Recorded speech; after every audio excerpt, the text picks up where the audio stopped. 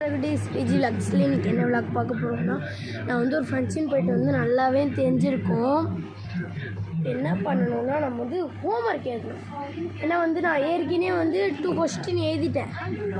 English homework 2 question எழுதிட்டேன் 3 times. இப்போ வந்து நம்ம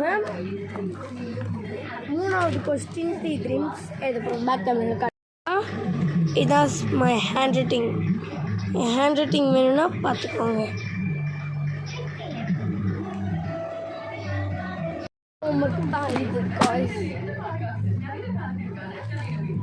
நம்ம வந்து எழுத போகிறோம்.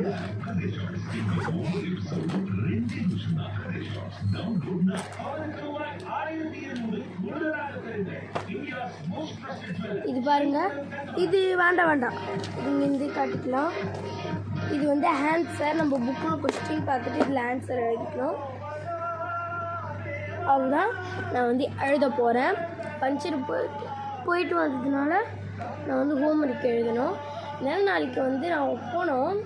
உங்ககிட்ட சொல்கிறேன், நாளைக்கு போகணுன்றதுனால வந்து எக்ஸாம் வந்து வந்துக்கிட்டே இருக்குது கொஞ்சம் கிட்ட. அதனால் ஸ்டடீஸில் கொஞ்சம் கான்சன்ட்ரேட் பண்ணலான்னு பார்க்குறேன். தப்பாக வந்துச்சு வாயில். சரி, பாய் காய்ஸ். ஒன் டே பார்த்தீங்கன்னா bye guys. All the Chutties.